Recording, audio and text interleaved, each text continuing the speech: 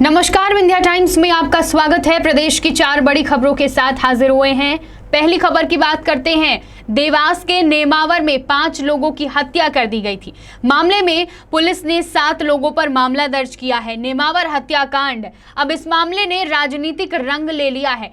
कई संगठनों ने और राजनीतिक दल ने मृतकों के परिजनों को समर्थन और सरकार के विरोध आवाज उठाना शुरू कर दिया है। इसमें कांग्रेस पार्टी भी शामिल है। देवास में हुए नेमावर हत्याकांड का जो मामला है अब तूल पकड़ता जा रहा है। आज पूर्व मुख्यमंत्री कमलनाथ ने नेमावर हत्याकांड के पीड़ित परिवार से मुलाकात की, सरकार पर कई गंभीर आरोप लगाए। उन्होंने इस जघन्य हत्याकांड की सीबीआई जांच की मांग की है। कई संगठन भी हैं जिन्होंने सीबीआई जांच की मांग की है। कांग्रेस की ओर से पीड़ित परिवार को 5-5 लाख रुपए की सहायता राशि देने की घोषणा की गई। इस दौरान कमलनाथ ने ये कहा है कि कांग्रेस पार्टी यह लड़ाई आखिरी तक लड़ेगी, क्योंकि यह एक परिवार की नहीं बल्कि पूरे आदिवासी समाज की लड़ाई है और इसे लड़ना जरूरी है। इससे पहले रविवार को इस संबंध में आदिवासी संगठन जयस की आमसभा हुई थी और उन्होंने भी सीबीआई जांच की मांग की थी। इस दौरान पूर्व मुख्यमंत्री कमलनाथ ने संवेदना व्यक्त की पीड़ित परिवार से और इस जघन्य हत्याकांड की निंदा की। यहां पर सरकार पर कई गंभीर आरोप लगाए, कई सवाल उठाए। इस मामले में उन्होंने ये कहा कि पुलिस ने गंभीरता नहीं दिखाई।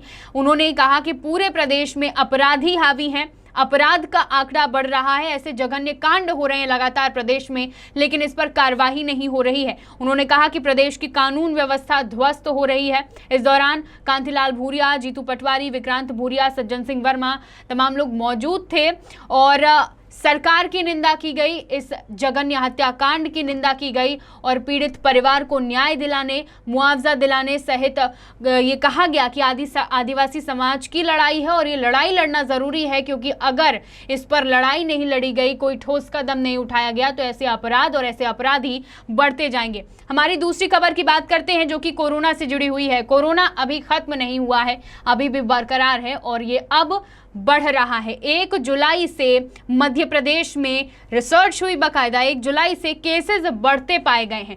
जहां पहले ये आंकड़ा 50 से कम रहता था और 30 जून तक आंकड़े कम ही हो रहे थे, लेकिन 1 जुलाई से कोरोना के मामलों में बढ़ोतरी देखी गई है। फिर भले वो बढ़ोतरी कम आंकड़ों की क्यों ना हो, नए केस के बढ़ने का सिलसिला यहां जानकार बता रहे हैं 1 जुलाई से शुरू हुआ है। 10 दिन पहले मिलने वाले नए केस अब बढ़ने लगे हैं। 30 जून तक केसों में कमी आई, तब तक ये केस 33 या इसी के आसपास आंकड़ा रहता था, लेकिन अब मध्य प्रदेश में कुछ ऐसे जिले हैं या कहें कि पूरे देश भर में अगर पूरा डाटा देखा जाए तो अब आंकड़े 1 जुलाई से बढ़ने लगे हैं। जहां पहले मध्य प्रदेश में केस 33 थे, अब वहां संक्रमित मरीजों की संख्या 50 हो गई है।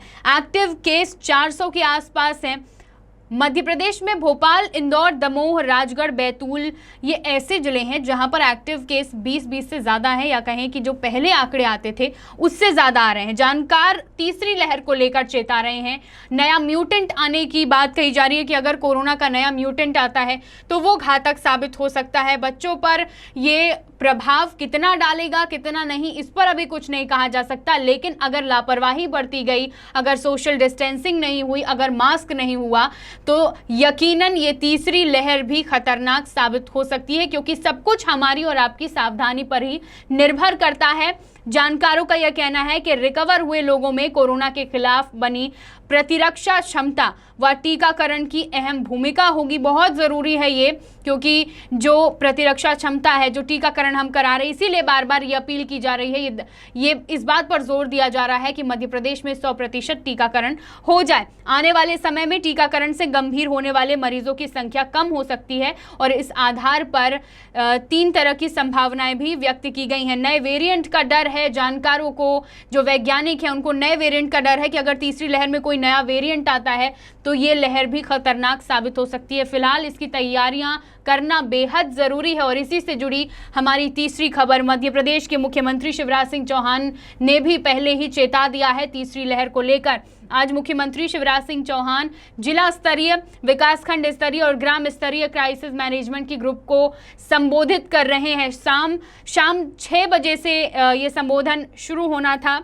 और ये संभावना जताई जा रही है कि इस मौके पर मुख्यमंत्री शिवराज सिंह चौहान कुछ बड़े ऐलान भी कर सकते हैं। भोपाल, इंदौर समेत 4-5 जिलों में एक बार फिर से, जिस तरह से मैंने आपको बताया कि केसेस वापस बढ़ने लगे हैं, इसको लेकर सरकार की चिंता भी बढ़ गई है। मुख्यमंत्री ने संबोधन में सभी मंत्रियों को राज्य स्तरीय प्रभारी अधिकारी कोविड समीक्षा की नियमित लिंक से जुड़ेंगे। जिला स्तरीय क्राइसिस मैनेजमेंट ग्रुप के सदस्यों के साथ ही संभागीय आयुक्त, पुलिस महानिरीक्षक, कलेक्टर, पुलिस अधीक्षक, एनआईसी सेंटर से जुड़ेंगे और तमाम चीजों पर चर्चा की जाएगी। सभी कलेक्टर्स को निर्देशित किया गया है कि जिला, विकास खंड एवं ग्राम स्तरीय क्राइसिस मैनेजमेंट ग्रुप के सदस्यों तथा अन्य अधिकारियों को भी सूचित किया जाए और व्यवस्था की जाए। मुख्यमंत्री ने हाल ही में राज्य शासन को कोरोना की संभावित तीसरी लहर का सामना करने की हर संभव तैयारी करने की बात कही थी और 75,000 हर दिन कोरोना के टेस्ट मध्य प्रदेश में हो रहे हैं। अगर एक भी व्यक्ति पॉजिटिव मिल रहा है तो उससे जुड़ा 25 कॉन्टैक्ट ट्रेसिंग की जा रही है, 25 लोगों की कॉन्टैक्ट ट्रेसिंग की जा रही है ताकि किसी भी तरीके से कोई भी ना छूटने पाए और ये जो संक्रमण ये किसी भी तरीके से बढ़ने ना पाए। तो इसके लिए मध्य प्रदेश सरकार सजग है, सचेत है और ज़रूरी भी है, क्योंकि अगर लापरवाही ज़रा सी भी हुई तो हमने पहली और दूसरी लहर में देखा है कि उसका खामियाजा क्या हो सकता है और उससे कितनी परेशानियां हो सकती हैं। बढ़ते हैं हमारी आखिरी खबर की ओर, जो कि रीवा जिले से है। राष्ट्रीय स्वास्थ्य मिशन एवं स्वास्थ्य विभाग के अधीन कार्यरत आशा एवं सहयोगी कार्यकर्ताओं ने 34 दिनों से वह लगातार हड़ताल पर हैं। 10,000 रुपए वेतन वृद्धि की मांग को लेकर आज उन्होंने मुख्यमंत्री के नाम कमिश्नर कार्यालय में ज्ञापन सौंपा है। देखिए, इन दिनों लगातार हड़ताल का दौर जारी है। अभी नर्सिंग एसोसिएशन की हड़ताल जारी है। आशा उषा कार्यकर्ता लगातार हड़ताल पर हैं और वेतन वृद्धि उनकी प्रमुख मांग है। वेतन वृद्धि को लेकर वह लगातार मांग कर रही हैं सरकार से, लेकिन अभी तक आश्वासन के बाद भी जब कोई चीज पूरी ना हो पाए, मांग पूरी ना हो पाए, तो वो दुर्भाग्यपूर्ण है। यहाँ पर आशा उषा कार्यकर्ताओं का यह कहना है कि जिस तरीके से कोरोना काल में उन्होंने अपनी ड्यूटी दी, पहली लहर हो, दूसरी लहर हो, आशा उषा कार्यकर्ताओं का बहुत बड़ा योगदान रहा है इसमें नियंत्रण के लिए, लोगों को जागरूक करने के लिए ग्राम पंचायतों में तमाम जगह पर एक बड़ा योगदान आशा और उषा कार्यकर्ताओं का है।